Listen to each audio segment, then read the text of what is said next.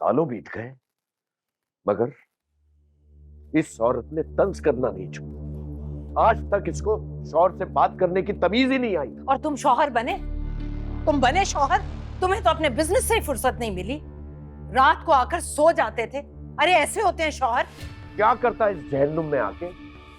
सच कहते हैं बड़े लोग, ये औरत घर को जन्नत भी बना सकती है और जहन्नुम भी बना सकती है। तुम जैसी औरत घमंडी औरत, गुरूर वाली औरत सिर्फ घर को जहन्नुम ही बना सकती है। Shut up! You shut up! पापा, पापा बच्चों की तरह लड़ रहे हैं आप लोग। प्लीज फॉर गॉड सेक बैठे।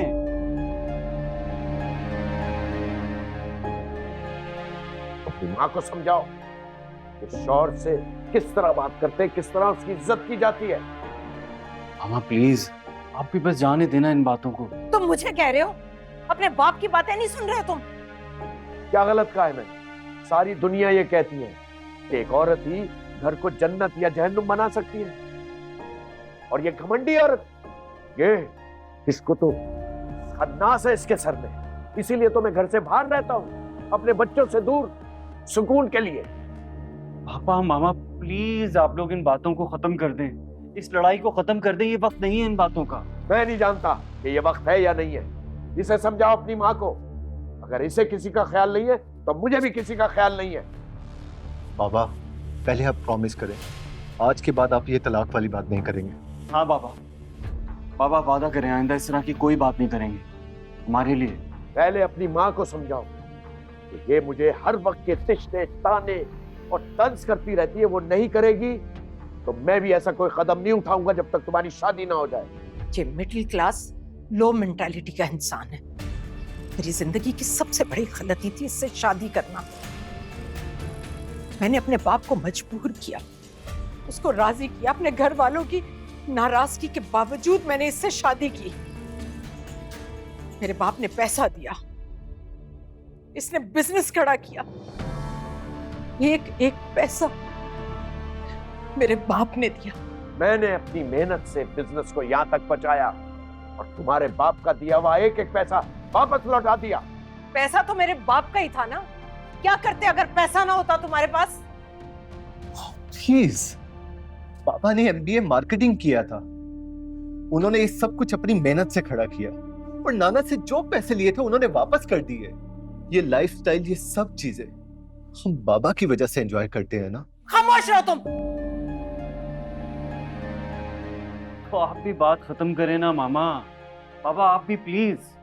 बेटा, ये औरत सोचने समझने से खास है।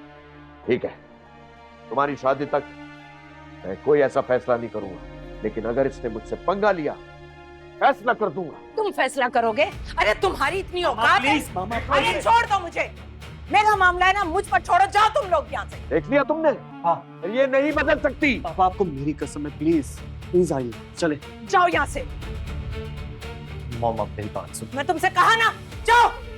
अरे जाओ यहाँ से, मैं देख लूंगी सबको। इसकी इतनी औकात, मुझे धमकी दे छोड़ने की।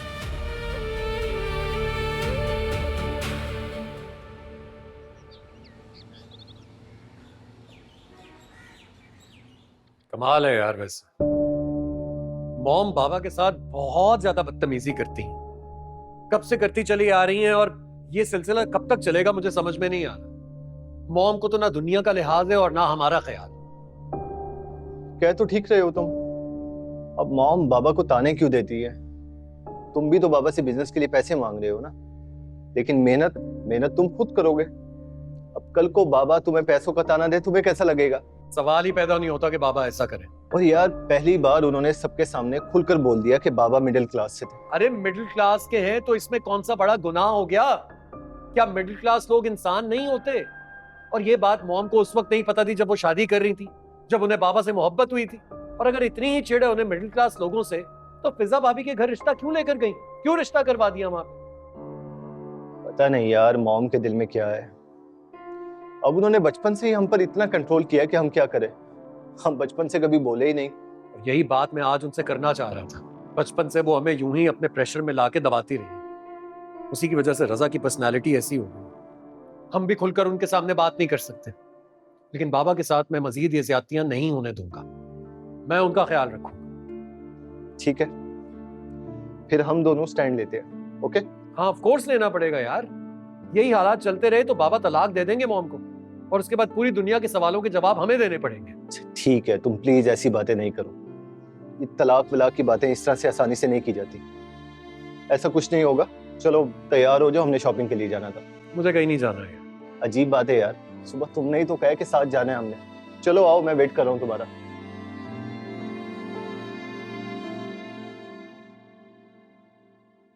अच्छा किया तुमने उनको अकेले भेज दिया।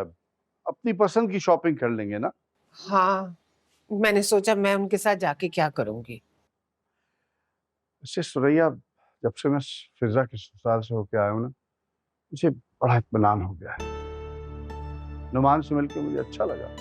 खुश तो मैं भी हूँ, एक अच्छी जगह रिश्ता हो रहा है, लेकिन एक डर सा लगा हुआ है। डर? कैसा डर? वो लोग कितने अमीर लोग हैं, इतना बड़ा घर, पता नहीं हमने ठीक किया कि नहीं। कहते हैं ना कि अपने बराबर के लोगों में ही रिश्ता करना चाहिए। तुम बिला वजह वहम कर रही हो सुरैया। तुम देखना, इंशाल्लाह हमारी फिजा वहां बहुत खुश रहेगी। इंशाल्लाह। अच्छा, तुमने शिम्मी को फोन किया? अरे भाई, एक ही साली है हमारी, आ जाएगी, शादी में हाथ बटा देगी। मैं करती हूँ उसे फोन। तुम कर रही हो, मैं करूं? नहीं नहीं, मैं करती हूँ फोन।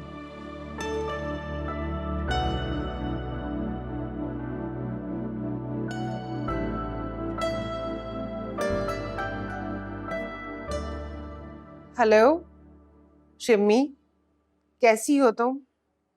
हाँ मैं जानती हूँ, दिन तो गुजर जाते हैं। बस मुझे ये बताओ तुम कब आ रही हो?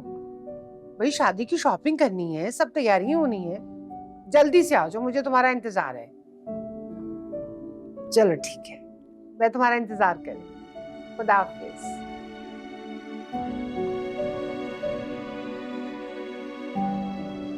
कह रही मैं बस जल्दी से आ रही हूँ। Very nice. अच्छा किया ना तुमने बुला लिया उसको। हाँ ना, शौहर के मरने के बाद तो बेचारी बिल्कुल अकेली हो गई है। अम्मा जिंदा थी तो फिर भी उसको सहारा था, अब तो दिन गुजारना ही उसका मुश्किल हो गया है। चलो, अब यहाँ आ रही है, उसका दिल लग जाएगा, तुम्हारा भी दिल लग जाएगा, हाथ भी बट जाएगा, है ना? अच्छा मैंने खीर बनाई है, मैंने फ्रिज में रखी हुई थी, आप मुझे बताएं खाएंगे? अरे नेकी और पूछ पूछ बिल्कुल खाएंगे। मैं लेकर आती हूँ।